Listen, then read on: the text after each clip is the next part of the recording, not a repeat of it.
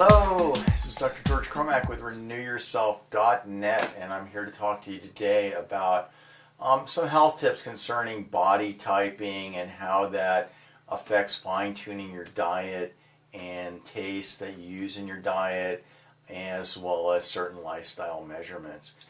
Imperative that you have a basic understanding of this because we just see a lot. I've been working with live foods for 40 years.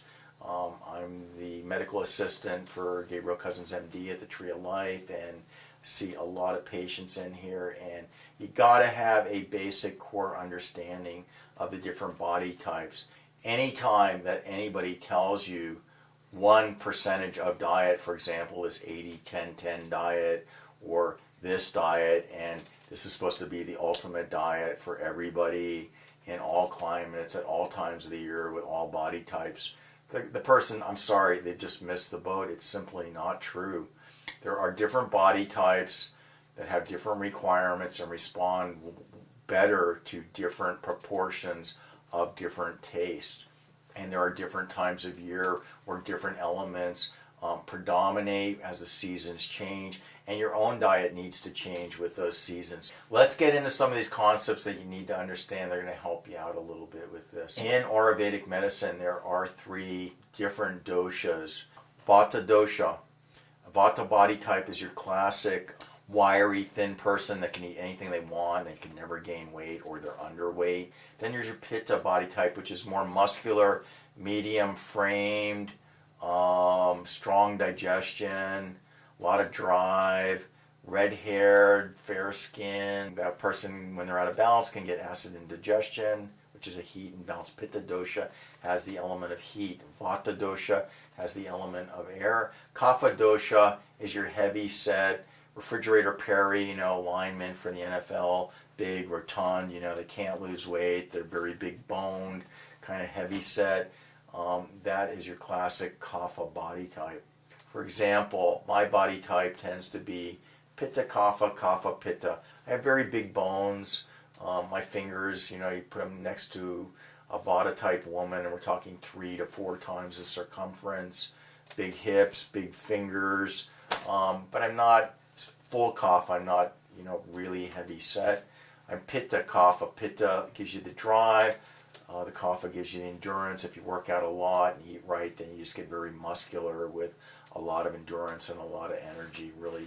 And they tend to age pretty slowly, have a little bit of oily skin, don't gray prematurely, don't get a lot of lines on their skin. And so these different body types all have their strong points and they have their weak points when they become imbalanced. So you have two things. You have your Prakriti, which is the body type that you're born with, and then you have your Vakriti, which is the imbalance that is manifesting as you go through life. Very seldom is the person going to be just one dosha. They're usually a combination of two, like they might be 70% Pitta, 30% Kapha, and then again, there's the body typing, which is the constitution that you're born with, and then there's the actual imbalance, which can change from diet and lifestyle and periods of life and the climate and everything like that. So filling out one of these questionnaires because you're expressing certain signs and symptoms doesn't mean you're necessarily that body type. It just means that's the imbalance that you're manifesting for that. So let's go over the basic tastes that go with the balancing, either increasing or decreasing the different body types. If you are a Vata body type, very wiry, very thin, cannot gain any weight, tend to be a little bit nervous, you have irregular digestion and elimination, the tastes that increase Vata and bring it further out of balance are bitter, which is like green salads, pungent, which is hot and spicy, and astringent, which are beans and lentils. Vata season is in the late fall. Vata climate, Arizona, dry, you get cold easily. You're not going to do well eating 3 raw salads a day, especially when it gets colder. Just not going to work, You're going to get indigestion, you're going to get insomnia maybe, you're going to get gas, you're going to get bloating, you're just not going to feel good. You're better off taking those salads, at least when it's not in the summertime, and blending that up warming that up to about 110 degrees if you want to do live, because it's still live, but it's warm and soothing. You want to add a little oil to that because Vata needs oil. It's kind of dry. Sweet taste is good for Vata. It tends to balance it out. Salty and sour are also good for Vata. They really are going to benefit from doing Abhyanga, which is self-massage with sesame oil every morning. They need warm drinks, warm teas, warm soups, a little bit of salt, a lot of oil added to their food. Good oils. This is going to do really well. Pitta, fiery body type, medium frame. Got to really watch it in the summer. Summer is Pitta time. Fire is predominating. It's fire that makes up that dosha. We can all tend to get imbalanced in the summer with Pitta. I mean, you don't want to sit out in the 95-degree Arizona sun at 1 o'clock without a cap and bake in the sun.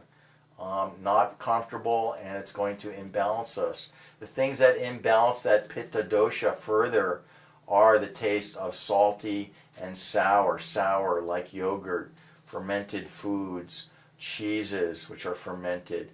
Not going to be good for Pitta dosha. Pungent is not going to be good for Pitta dosha either. So you don't want that hot and spicy type food. We don't want salty and we don't want sour.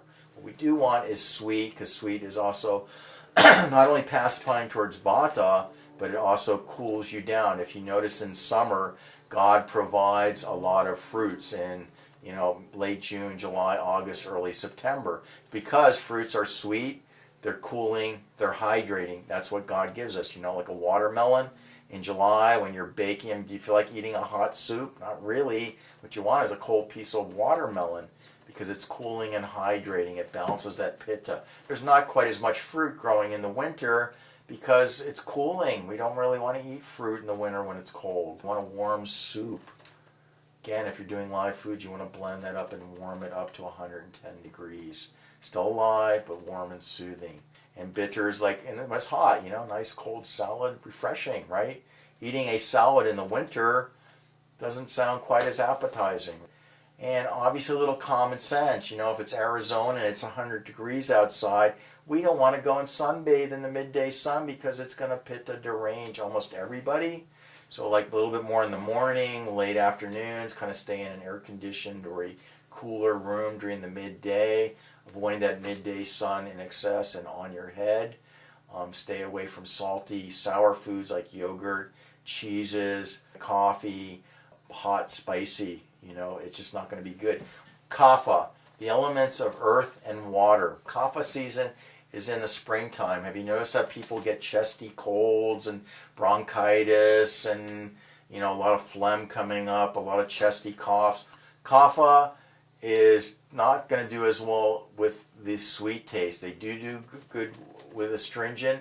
They don't do good with salty and sour. You don't want to use too much salt. They tend to blow up. Your blood pressure goes up. You don't want to eat too many sweets. They get a little sluggish. They can get heaviness and digestion. You definitely don't want to have dairy products. And you want to watch it with wheat and grains. They all increase phlegm. They all increase kapha. Dairy products are not good for a kapha type person. And then there are different seasons in life. Vata becomes more predominant after 50. It's the Vata stage of life. Kapha is more predominant when we're growing, and Pitta is more the middle stage of life. Women go through menopause. They tend to dry up a little bit. You see the little old lady that's shriveling and drying up. That's the Vata, the dryness. So a little bit more sesame oil massage, a little bit more oil in your food. There's more on all of this in my book, Renew Yourself, Keys to Rejuvenation and Youthing. And try to learn and use a little bit of common sense and be gentle and loving with yourself. So that's Dr. George Cromack here with RenewYourself.net. That's another health tip for today. And yours for Radiant Health. Aloha.